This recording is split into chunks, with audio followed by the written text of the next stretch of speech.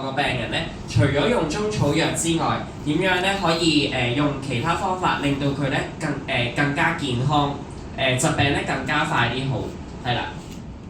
咁我自己咧本身咧喺中大同港大分別咧學士同碩士畢業啦，係啊，呢個係我嘅診所，咁大家如果有興趣咧都可以 follow 一下我嘅 IG 嘅。咁咧首先講下啦，大家見到熒幕上面係呢啲咩人嚟㗎？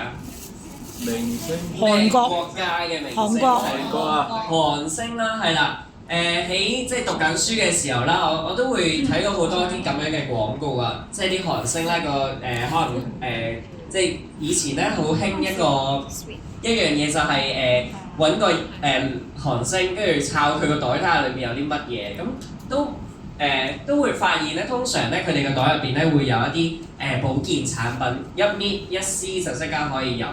我都成日都會諗，點解香港冇啲咁樣嘅嘢嘅咧？係啦，咁咧。去到最近啦，不過其實都唔止最近㗎啦，開始咧紐崔萊咧已經出緊一啲中草本嘅營養補充品，都係一搣就可以即刻飲嘅。咁我相信咧呢個潮流咧好快會帶領到大家咧，呢度工作人員應該口袋入邊隨時都有一條呢個漢本水嘅產品係咪？啱啱見到大彩即刻已經食咗一條換言遞咗俾 Bonnie 係啦。咁呢樣嘢咧，相信會係下一個潮流啦。係啦。首先咧講下到底中醫成日都會講養生㗎嘛。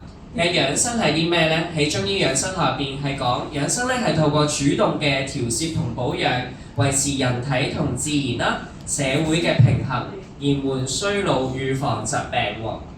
係啦，其實即係某程度上咧，即係養生，即係令到自己唔好咁快衰老啦。即係同啱啱 Terry 講嘅係一樣㗎。其實無論中醫定西醫定營養，其實咧我哋都好致力喺點樣可以令到自己唔好咁快老，並且咧我哋嘅疾病能夠少啲，能夠健康地老去咧，係所有人嘅一個好重要嘅盼望。係啦，咁咧我哋咧成日咧嗰個中醫咧都會有唔同嘅中藥啦，中藥咧其實有唔同嘅性質㗎喎，咁又包括有啲溫熱性嘅中草本啦，有啲寒涼嘅中草本，有啲性質平和嘅中草本。啱啱講養生最大嘅一個關鍵係平衡啦，係啦，咁點樣令到我哋嘅身體咧能夠維持一個平衡嘅狀態咧？我哋嘅中藥可以做到一個好好嘅作用。簡單啲嚟講，一個熱底嘅人啦，我哋咧可以用寒涼嘅藥去調和佢嘅熱嘅狀況。一個身體處於一個寒涼性質嘅時候，我哋咧可以用一啲熱嘅中草本咧，可以令到咧佢呢個寒涼嘅情況咧能夠抵消到。係啦，咁另外一個好重要嘅概念咧，幫助大家點樣去從中醫嘅角度咧去認識我哋嘅身體啊。咁我哋咧成日都講中醫咧會講五行啦，係啦，五行入邊咧有木、火、土、金、水，分別咧就係對應翻我哋嘅肝啦、心啦、脾啦、肺同埋腎嘅，係啦。呢幅圖之所以咧咁重要咧，係因為其實咧你會發現佢入邊咧包含好多個元素嘅喎。我哋淨係睇心嗰格啦，係啦，大家見到心係屬於五行嘅邊一個元素啊？係啦，冇錯啦，眼利嘅大家咧已經見到火啦。如果睇唔清楚咧，要食護眼精華啦，係啦。咁咧心啦係屬火嘅，同時間啦呢個火嘅五行咧都有另外一個臟腑喺度嘅喎，係咩臟腑咧？小腸喎。小腸，冇錯啦。所以咧心同小腸咧係有關聯嘅。大家知唔知道小腸同我哋如果喺中醫嘅角度啦，小腸同身體嘅某個分泌出嚟嘅體液係有關係㗎。大家知唔知係啲乜嘢啊？係小便，係啦。喺中醫嘅角度咧，小腸同我哋嘅小便相關。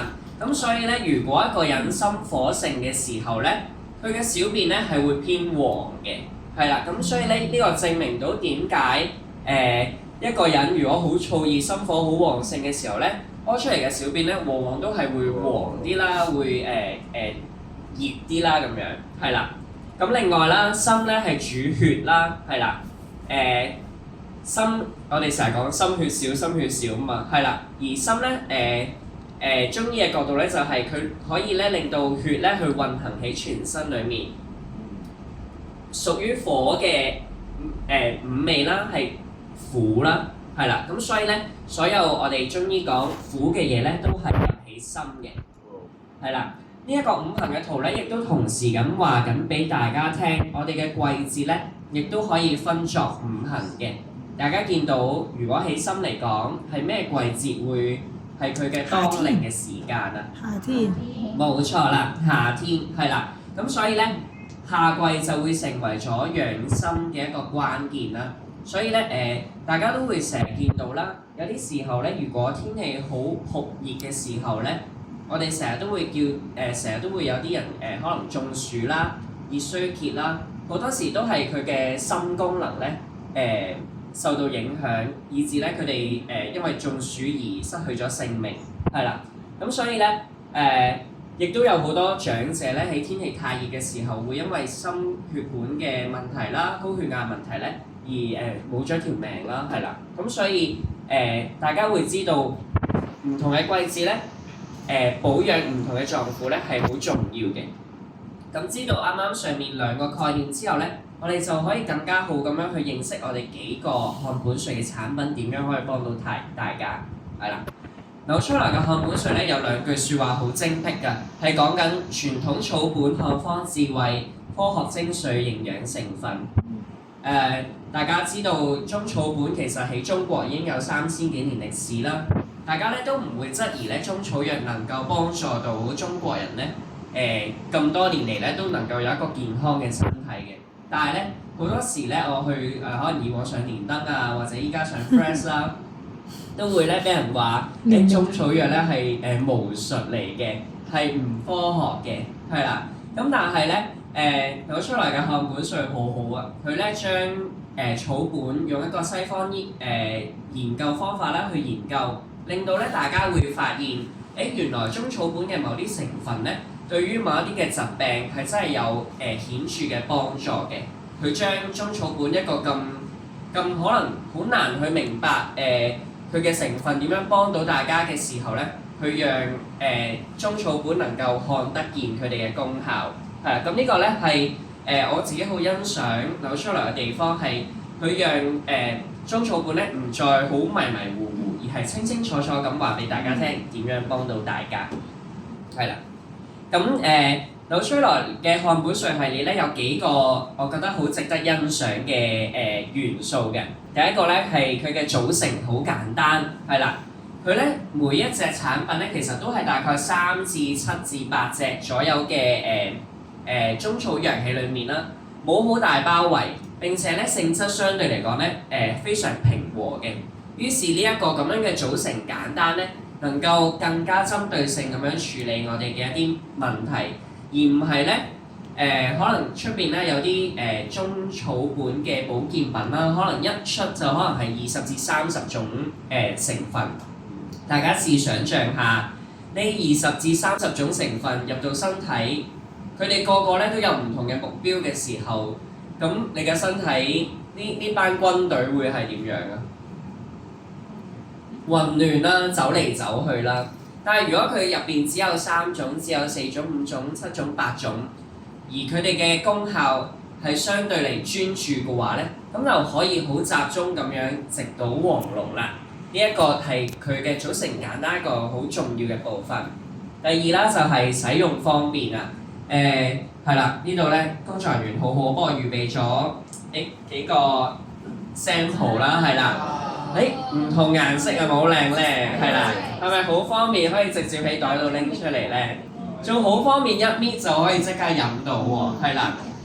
我成日咧我開中藥俾病人啦，都已經係開緊沖劑㗎啦。但係咧總有咧啲病人咧會話俾我聽，醫師啊，我咧冇食到中藥啊，冇食晒啲中藥。跟住我問佢點解，因為佢話沖熱水太麻煩啦，係啦，即係係啦，原來咧香港人係可以懶到咧，連沖個熱水攪勻佢，等佢攤翻少少涼咧，都已經係覺得麻煩嘅時候咧，呢一個咧就非常之好快捷嘅方法啦，就一搣即刻飲，大概咧我諗用10秒，係啦，就已經飲晒成支嘅漢本水嘅時候咧。係，即係呢一個方便嘅程度係，我諗係香港人好 buy 啦，係啦。第三咧就係、產品種類多啊，香港暫時咧有4隻漢本水嘅產品啦。如果唔計機緣嘅話，因為機緣我覺得佢係一個catalyst 啦或者 booster 啦，即係一個催化劑，係令到嗰個產品嘅效果更加好。係啦，咁有4種嘅，但係內地咧其實已經有7至8種嘅漢本水嘅產品。產品咁多嘅時候，我哋咧可以做到一個好好嘅一樣嘢，就係辨證論治，就係按大家嘅體質去用唔同嘅產品。係啦，咁接住落嚟咧，我會逐一個產品介紹佢哋嘅特點，讓大家咧更加好咁樣去運用呢個產品嘅。咁咧，你會見到咧，全部產品咧用同一個方式去演繹嘅，為咗咧等大家更加清楚咁樣知道呢個產品係點樣。咁會有一個好大隻嘅字去歸納佢係處理緊咩問題啦。下邊咧有一啲 hashtag 即係關鍵字，令到大家知道呢個產品其實有啲咩咁關鍵嘅地方。首先咧就係呢個我諗係漢本水嘅王牌產品啊，保心啦，係啦。佢嘅最大嗰隻字係呢個字，啱啱 Aris 都有講噶，魚係啦。咁呢個魚其實係咩意思咧？魚咧我哋咧中醫所講啦，一啲堵塞就叫魚啦，唔通暢嘅都係叫魚嘅。咁同血咧非常之相關，而所以咧佢嘅關鍵字就係心血管啦、膽固醇啦、氣血唔通、氣滯血瘀。咁到底佢點樣可以做到處理心血管問題、膽固醇問題咧？就同佢嘅組成好有關係啦。佢咧有3個嘅成分喺裡面嘅，包括陳皮啦、當歸啦同埋沙棘。咁陳皮大家都聽得多啦，煲湯都會落啲陳皮嘅喎。大家知唔知點解煲湯要落啲陳皮嘅？有啲人係話化痰啦，係啦，係啦，消滯啦，即係怕個湯可能太補啦，咁就落啲陳皮落去，有啲消滯嘅果效啦。大家食完月餅都會可能飲小青柑啦，係啦，咁都係一啲消滯嘅效果嚟嘅，係啦。咁喺現代藥理研究發現，佢能夠有效咁樣降低膽固醇嘅，係同佢嘅嗰種陳皮嘅香味啦、揮發油相關嘅。第2隻當歸啦。佢入邊講到續瘀血、新生血啊！喺中醫嘅角度就係瘀嘅血唔去咧，新嘅血係好難去生翻出嚟嘅。血脈暢通嘅時候咧，整個人嘅身體嘅血咧能夠就好似煥然一新咁樣。咁所以咧，現代藥理研究會發現佢可以有效咁樣減低血栓形成啊！血栓大家好驚㗎，因為如果血栓去到個腦會變成咩病啊？中風啦，去到個心會變成咩啊？心肌梗塞啦，冠心病啦，係啦。咁去到沙棘啦，沙棘咧其實係一隻水果嚟嘅，咁盛產咧喺中國新疆嘅呢一啲地區啦。佢有個好特別嘅效果就係活血散瘀啊。係啦，大家都好少聽一啲生果其實可以做到活血散瘀嘅果效，沙棘就可以做到呢樣嘢啦。佢可以咧處理到啱啱大家講到嘅冠心病啊。冠心病嘅全名就係冠狀動脈粥樣硬化性心臟病啦，係啦。咁啊，大家記住佢咧就可以拋下書包嚇下人啦，係啊。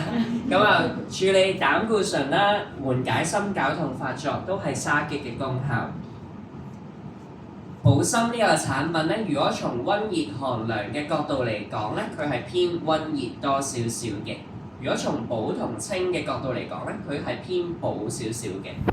對於我哋嘅臟腑咧，佢集中咧處理緊心同埋脾胃嘅問題，因為處理咗脾胃呢一個容易生痰啊、生瘀嘅地方，嘅時候咧，心嘅問題咧都能夠得以處理。咁到底有啲咩人適合使用保心呢個產品咧？啱啱其實咧第一樣咧就係老人家啦。大家知道老人家因為隨住年紀嘅增長啦，血液咧都可能唔咁流通㗎啦。咁所以老人家係非常之合適去用保心啦，去作為一個身體嘅調理嘅。第二咧就係可能係啲手腳麻痹嘅人啦，因為麻痹其實某程度上就係唔通暢嘅意思。咁所以咧一啲容易手腳麻嘅人就可以試下用保心呢個產品。另外啦，血管咧成日好多嘢堵塞住嘅，係啦。有啲人可能會做 body check 嘅時候發現，可能心血管有冠狀動脈有3條，每條咧可能塞咗30%，係啦。大家覺得西醫會點樣處理咧？等你做，等到你有事再嚟搞。西醫其實冇乜辦法可以處理嘅，最多叫你食清淡啲啊，做下運動啊。咁但係咧保心咧，我覺得如果長期地使用保心調理咧，呢一個嘅心血管嘅堵塞咧，應該係可以逆轉嘅，係啦。手腳冰冷嘅人啦，關注一啲心臟問題嘅人士啦，心口咧會翳住痛嘅人啦，係啦，容易頭暈頭痛嘅人，因為有一啲嘅頭暈頭痛嘅情況都係同淤血相關嘅，係啦，女士嘅月經不調啦，又或者一啲身體有痛症嘅病人，係啦，試過咧有好多運用漢本瑞保心嘅例子咧，就係扭傷。然後咧喺當天咧就即刻可能食4至8條嘅保心系列嘅時候，佢能夠咧可以喺短時間內即刻去處理到佢嘅扭傷問題，就係因為呢個保心嘅通血嘅力量非常之強大，令到呢一啲扭傷導致嘅淤血問題咧能夠得以改善，係啦。咁到底有啲咩人係唔適合使用咧？例如一啲濕熱體質啦、口氣重啊、大便爛啊、生暗瘡啊、懷孕嘅婦女啊、月經量過多嘅女性咧，都唔適合使用保心呢個未必適合使用保心呢個產品，要尋求醫生嘅意見先去使用嘅。好，第二個產品係活妍啦，聽個名就知係關於咩咧？活妍，妍係咩咧？有好多女仔都叫妍嘅。女士。靚，冇錯啦，妍係靚嘅意思，係啦，所以如果想個女靚咧，你就改個靚嘅名俾佢啦，係啦。咁活妍呢個產品咧，我會用呢一個字，呢個係咩字嚟㗎？屈，係啦。大家覺得男仔易屈啲定女仔易屈啲咧？都屈啊！男女都會，有啲話女仔係啦。喺古時候咧，確實係女仔容易屈啲嘅，因為女仔要喺屋企，成日喺室內，要照顧家頭細務啦，要洗衫煮飯掃地湊小朋友啦，好難出到街啦，所以古代嘅女仔咧係會容易屈啲嘅。但係喺現代咧，我諗香港啦，特別香港呢個地方啦，壓力大嘅地方，我諗男定女咧都係會容易屈嘅。第二樣屈咧，除咗講情緒之外咧，就係講呢度有邊個唔係長期喺冷氣地方㗎？冇人舉手，全部都係冷氣地方嚟。當我哋長期喺冷氣地方嘅時候咧，我哋嘅陽氣咧就會被屈住喺身體裏面，因為出邊好凍，裡面有我哋嘅陽氣啦。當陽氣唔能夠伸展嘅時候咧，都會形成呢一種去屈嘅狀態。係啦，咁所以咧，活妍呢個飲品咧，雖然講係靚啦，但係其實男定女咧，其實都可以形容嘅。佢嘅關鍵字係面色暗黃啦、月經不調啦、情緒啦、氣滯氣虛血瘀。活妍呢個產品咧有3個功效喺裡面嘅。第一就係補氣啦，大家都知道人參係一個補氣嘅好重要嘅中草本啦。佢咧可以有挽回元氣於無何有之鄉。咩意思咧？就係佢嗰個地方都已經冇晒氣啦，都能夠挽回翻嚟嘅，即係死人都救翻生嘅感覺啦，係啦。係啦，咁確實咧，喺古代咧真係會喺急症嘅時候咧，運用人參呢一個嘅藥物嘅。咁現代藥理發現，人參有增強免疫力啦、抗炎嘅作用。玉竹啦，除咗咧可以補氣之外，仲可以咧對我哋嘅心肺啦，能夠有潤心潤肺嘅作用，係啦。藥理研究發現可以降血糖啦、抗氧化、調節免疫力，係啦。補完氣之後，活燃呢個產品幫大家養血，係啦。養血咧靠杞子同埋黃精，係啦。中草本入邊咧有分上品、中品、下品三樣嘅。上品嘅中草藥咧係久食咧會係有延緩衰老啦，有長生即係長壽嘅功效。所以咧你會發現杞子啦有輕身不老，黃精有久服輕身延年不羈。其實咧呢啲咧都係講緊點樣去抗氧化、抗衰老嘅作用。係啦，咁呢兩樣咧同時間啦有一個好好嘅補氣補血嘅效果。大家成日都話眼睛唔好食杞子啦，月經唔好可能食啲黃精補下啦。呢一啲咧都係養血嘅好好嘅中草本嚟。咁補完氣養完血都未夠喎，係啦。活燃呢個產品咧，仲送埋呢一個嘅部分活血行氣，因為大部分嘅香港人咧補咗落去咧都係虛不受補㗎，補咗落去會滯住嘅。我見到 Grace 即刻飲一支活燃啦，係啦。咁咧活血行氣，因為咧補咗落去都受唔到嘅時候咧，於是就會加點樣去讓啲血行啦、氣行嘅時候就唔會補咗落去都會滯住。咁就係玫瑰同牡丹啦，呢兩樣嘢啦。玫瑰咧非常之適合一啲更年期前後嘅人啦，月經一啲情緒低落啦，係啦，因為佢有降低皮質醇啦、調節心理嘅一個功用喺入邊。牡丹啦，你會發現可以咧有抗炎退熱啦、改善血液循環嘅。咁你會見到一啲女子經脈不通咧，我哋都會用牡丹呢一個中草本嘅。咁所以咧特別針對可能女士月經唔通嘅情況咧，呢一個嘅活燃產品就非常之合適啦。咁咧活燃嚟講咧，佢嘅溫熱同寒涼嘅比例咧，佢會比補心咧冇咁溫熱嘅。所以咧之前咧有啲伙伴咧問我，如果食咗補心真係覺得有啲上火點算咧？我會建議佢食活燃嘅，因為佢有一個好好嘅活血行氣作用，令到咧嗰種火咧冇咁犀利嘅。係啦，補同清嚟講咧，佢都係偏補少少嘅。而佢針對緊嘅係肝腎嘅一個作用。有啲咩人合適咧？啱啱講啦，針對女仔嘅一個產品，當然係一啲月經問題啦，一啲痛症啦，一啲食慾不振啦，因為情緒而食慾不振嘅問題啦，情緒時開心時嬲時低落咧，係啦。咁咧男孩子就要記住活燃呢個產品啦，就可以唔使淨係飲暖水啦，可以飲下活燃啦，係啦。手腳冰冷嘅人啦，另外咧想頭腦清醒嘅人都可以使用活燃呢個產品。眼睛啦，容易攰啦，想增強抵抗力咧，都可以考慮。係啦，咁有咩人要問完醫生意見先用咧？就係都係一啲濕熱體質啦，又或者懷孕婦女嘅。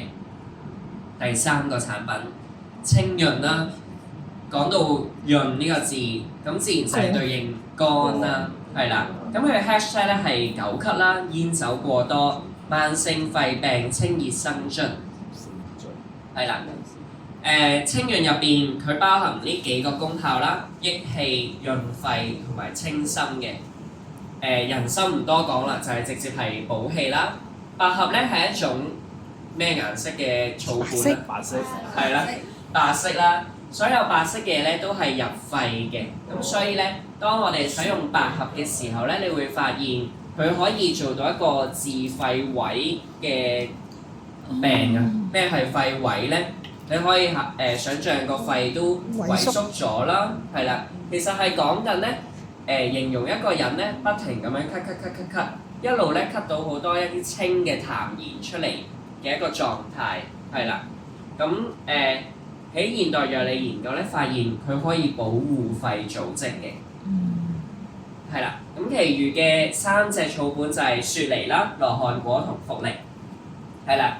見到啦，雪梨除咗啲老人家成日都話啊喉嚨乾啊，煲啲蘋果雪梨水飲下啦之外咧，會發現佢可以做到一個抗肺纖維化嘅作用。大家知道肺纖維化咗，下一步就係乜嘢啊？透唔到氣。肺係啦，好犀利，優秀邊個？係啦，肺癌啊，係啦。咁可以即係意味住我哋中醫成日講治未病，就係趁佢未變成好嚴重嘅疾病之前咧，我哋先處理咗佢，就係由肺纖維化開始啦。咁另外咧，佢有一個好特別嘅功效，解酒係啦。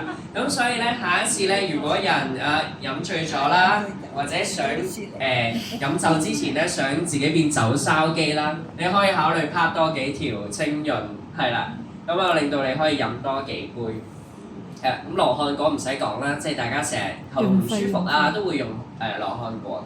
咁羅漢果本身咧，除咗關於肺之外咧，亦都有降血糖嘅效果嘅。所以大家知唔知有啲人整甜品？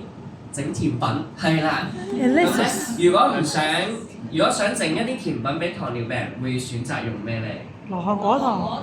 冇錯啦，就係羅漢果糖啦，咁就非常之好啦。咁就係因為原來羅漢果咧有降血糖嘅作用，係啦。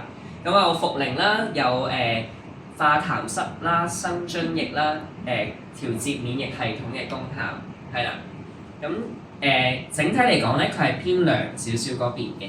喺補同清之間咧，佢都係算係平和嘅。咁主要就係作用喺肺啦，少少關於心嘅方面。有咩人適合咧？係啦，一啲啱啱講啦，久咳嘅人啦，食煙啦、飲酒啦，某啲特定職業嘅人咧都好適合嘅喎。所以如果你身邊有老師咧，你可以推介佢飲清潤啦。唱歌嘅人啦，面上面咧容易有粉刺嘅人啦，而嗰啲粉刺咧係有個紅圈包住嘅，咁啊更加適合啦。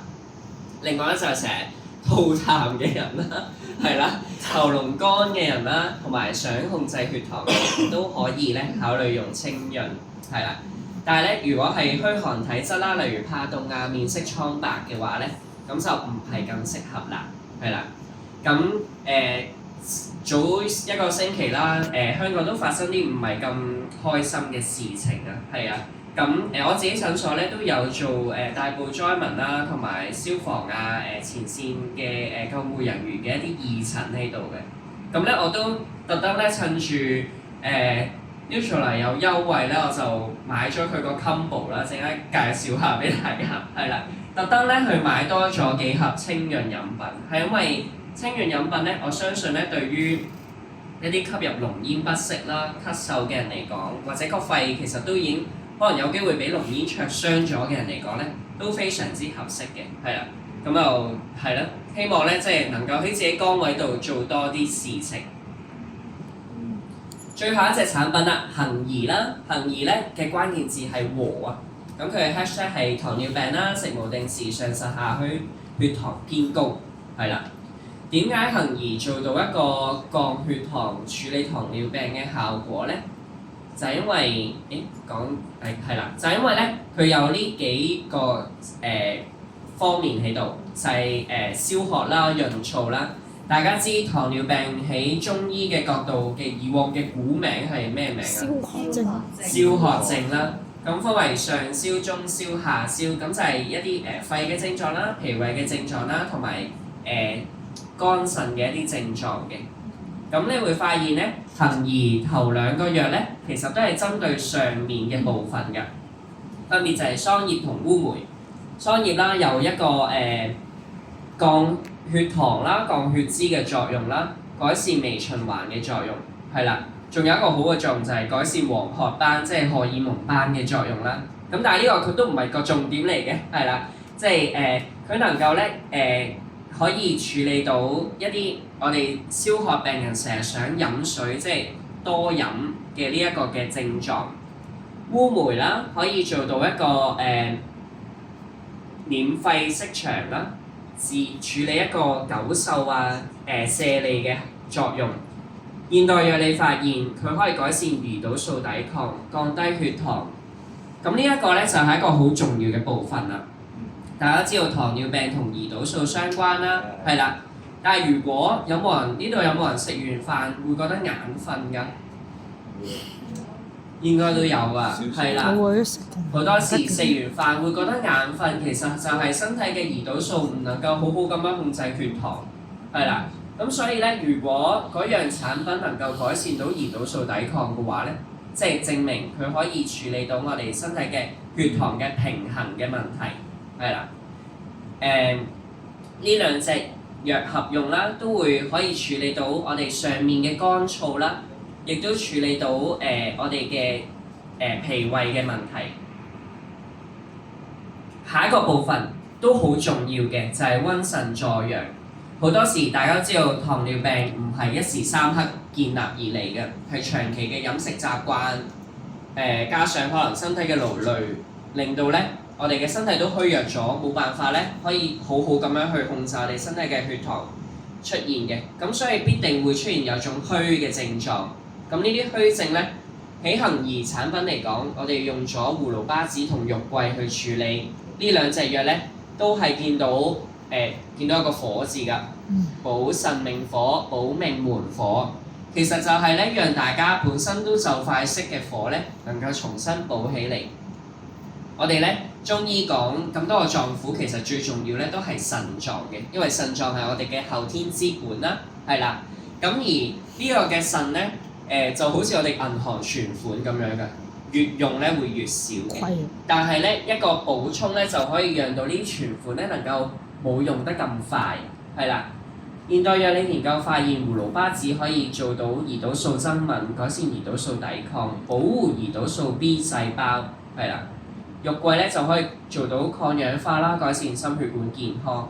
所以咧呢一個嘅產品，喺佢嘅科研裏面咧會發現可以直接令到咧我哋嘅血糖餐後血糖能夠降低嘅，係啦。咁整體嚟講咧，佢係偏溫熱少少啦。但係咧，因為有桑葉同烏梅嘅平衡之下，佢係偏平衡嘅，係啦。咁就主要處理腎同埋肺同埋脾胃嘅問題。有邊啲人適合咧？啱啱控制血糖嘅人啦，或者咧係一啲寒熱不調嘅人啊。有邊啲人會寒熱不調啊？更年期啦，係啦。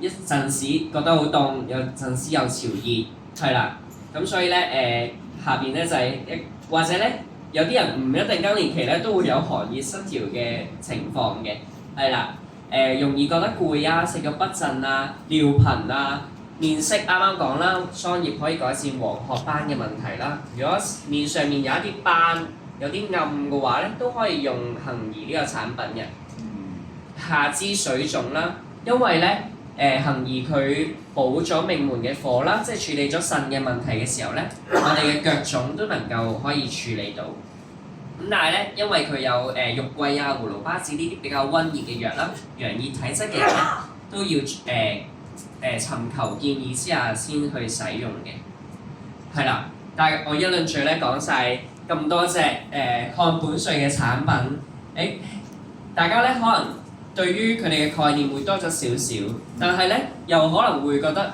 可能都仍然咧都未必好掌握嘅時候咧，建議鼓勵大家咧，如果對呢個系列有更加有興趣嘅時候咧，可以咧我估Amway 會更加多嘅課堂啦。例如原來咧，如果你嘅膝頭痛嘅話，你會點樣去配搭咧？好心。好心。I cell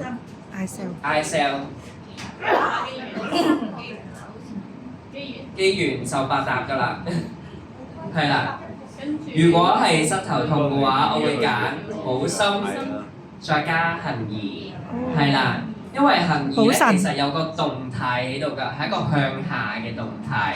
咁所以咧，如果係下肢痛嘅人，可能你飲咗咧補心咧都未必咁顯效，就係因為你冇將嗰個藥力帶到落去身體嘅下部咯，係啦。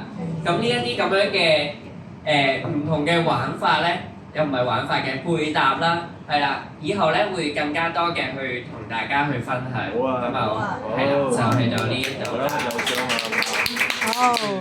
交翻俾 MC。